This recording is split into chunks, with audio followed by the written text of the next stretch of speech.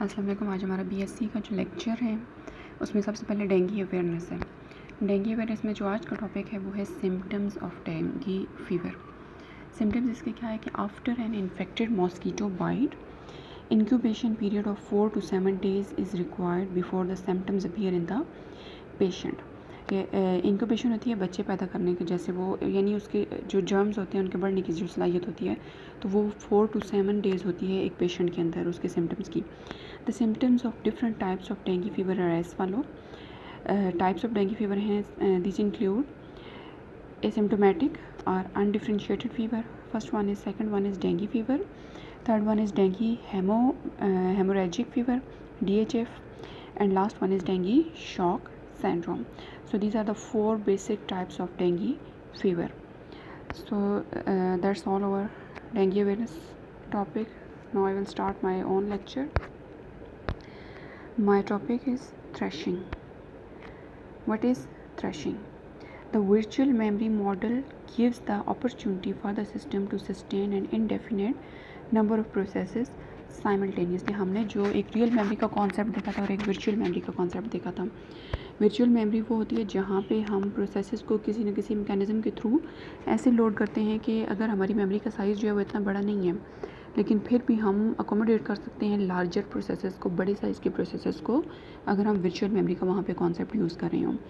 तो अभी जो है यहाँ पे ये कहा जा रहा है कि अगर हम वर्चुअल मेमोरी का कॉन्सेप्ट यूज़ करते हैं तो हम लार्ज नंबर ऑफ प्रोसेसेस को साइमल्टेनियसली एग्जीक्यूट करवा सकते हैं। If too many processes are running, their resident in real memory pages will be very restrictive.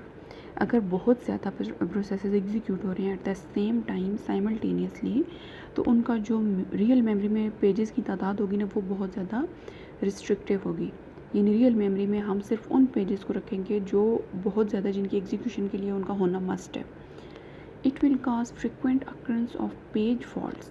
अगर हम कम पेजेस को जो है वो रियल मेमोरी में लोड करेंगे तो पेज फॉल्ट्स वहाँ पे ज़्यादा कर करेंगी। पेज फॉल्ट्स कैसे वहाँ पे ज़्यादा कर करेंगी कि अगर किसी प्रोसेस ने किसी ऐसे एड्रेस को रेफ़र किया है जो कि करंटली रियल मेमोरी में एग्जिस्ट नहीं करता, तो उस सूरत में वहाँ पे क्या आएगा, पेज फॉल्ट। जब वहाँ पे पेज फॉल्ट आएगा तो फिर वही मेथड वहाँ पे आ जाएगा कि रियल मेमोरी में फ्रेम्स को खाली किया जाएगा, उन फ्रेम्स को जो करंटली एग्जीक्यूट नहीं हो रहे, जो ऐसे प्रोसेसेस के वहाँ पे फ्रेम्स पड़े हैं जिनके भी हमने करंटली एग्जीक्यूशन नहीं करवानी, तो उन फ्रेम्स को वहाँ से अनलोड किया जाएगा और वहाँ पे फिर जो पेज फॉल्ट जिन पेजेस की वजह से आ रहे हैं उन पेजेस को लोड किया जाएगा फ्री फ्रेम्स में।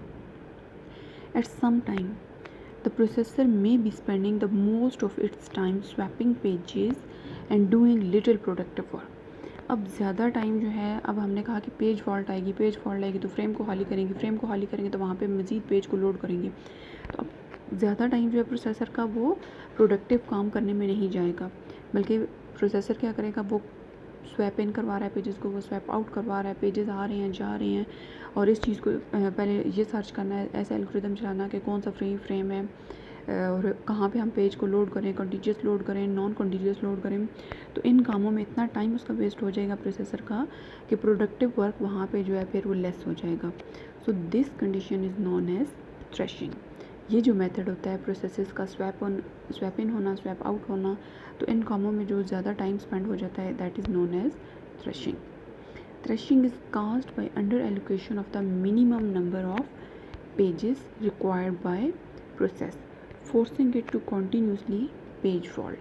Thrashing में क्या होता है कि जो अंडर एलोकेशन हो जाती है प्रोसेसेस को, जो पेज प्रोवाइड करने की जो तादाद होती है ना दैट इज़ मिनिमम।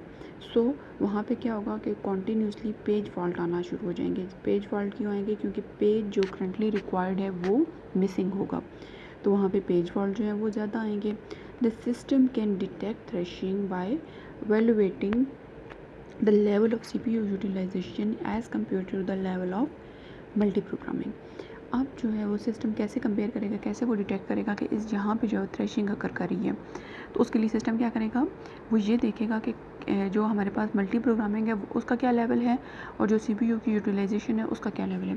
तो इन दोनों लेवल्स को आपस में कंपेयर किया जाएगा, किसको, मल्टी प्रोग्रामिंग को और CPU यूटिलाइजेशन को। इन दोनों को जब आपस में कंपेयर किया जाएगा तो वहाँ से रिज़ल्ट के तौर पर हमें ये अंदाज़ा हो जाएगा कि क्या वहाँ पे थ्रैशिंग अकर कर रही है या नहीं।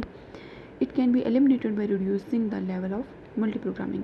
तो इसको थ्रेशिंग को ख़त्म करने के लिए वहाँ पे क्या होगा, जो लेवल ऑफ मल्टी प्रोग्रामिंग है उसको रिड्यूस कर दिया जाएगा, यानी जो प्रोसेसेस की तादाद है उसको रिड्यूस कर दिया जाएगा। जब प्रोसेसेस कम होंगे तो वहाँ पे पेज फॉल्ट्स कम अकर करेंगे, जब पेज फॉल्ट कम अकर करेंगे तो हमें फ्रेम्स को फ्री नहीं करना पड़ेगा, जब फ्रेम्स को फ्री नहीं करेंगे तो वहाँ पे थ्रेशिंग फिर अकर नहीं करेगी।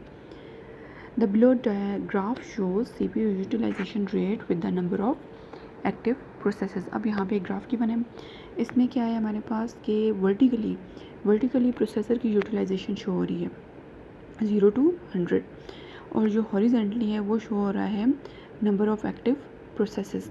ऑप्टिमम पॉइंट है इनका एक। नंबर ऑफ़ एक्टिव प्रोसेसेस की तादाद जैसे जैसे बढ़ रही है वैसे वैसे जो प्रोसेसर की यूटिलाइजेशन है वो कम होती जा रही है, यानी अगर हमारे पास प्रोसेसेस की तादाद कम होगी तो CPU की यूटिलाइजेशन जो है वो मैक्सिमम होगी। स्टार्ट जो है 0 से होता है, 0 से CPU यूटिलाइजेशन राइज़ कर रही है, वो वर्टिकली बढ़ रही है, और जो नंबर ऑफ़ एक्टिव प्रोसेसेस हैं वो भी साथ जो है वो इंक्रीज़ कर रहे हैं। तो एक ऑप्टिमम पॉइंट आएगा जहाँ पे जाकर जो प्रोसेसर की यूटिलाइजेशन है और जो प्रोसेसर्स की तादाद है वो वहाँ पे बैलेंस हो जाएगी। उसके बाद जैसे जैसे मल्टी प्रोग्रामिंग इंक्रीज़ करती जाएगी वहाँ पे प्रोसेसर की जो यूटिलाइजेशन है वो डिक्रीज़ करती जाएगी, यानी इनका इन्वर्स रिलेशनशिप है। एक चीज़ के बढ़ने से जो दूसरी चीज़ है वो उसका लेवल लो होना शुरू हो जाएगा। सो वो जब पॉइंट आएगा ऑप्टिमम पॉइंट के बाद से वहाँ से थ्रेशिंग स्टार्ट हो जाएगी। थ्रेशिंग जब स्टार्ट होगी प्रोसेसेस की तादाद इंक्रीज़ करेगी तो वहाँ पे पेज फॉल्ट्स आएंगे तो सिस्टम जो है वो ज़्यादा स्वैप एंड स्वैप आउट पे टाइम वेस्ट करना शुरू कर देगा और प्रोडक्टिव वर्क जो है वहाँ पे नहीं हो सकेगा, तो वहाँ से जो है वो थ्रेशिंग वाला लेवल जो है वो स्टार्ट हो जाएगा। From the above we see that the operating system must regulate the number of active processes to prevent the onset of thrashing। तो जो प्रोसेस है या ऑपरेटिंग सिस्टम है उसने जो नंबर ऑफ़ एक्टिव प्रोसेसेस है ना उस चीज़ को प्रिवेंट करना है, यानी प्रोसेसेस की जो तादाद एक्टिव प्रोसेसेस की उसको डिक्रीज़ करना है। तो अब जब सिस्टम के जो प्रोसेसेस है उनकी तादाद डिक्रीज़ होगी तो वहाँ से जो है वो थ्रेशिंग को कंट्रोल किया जा सकता है। तो so this topic ends, now I will come with my next topic again.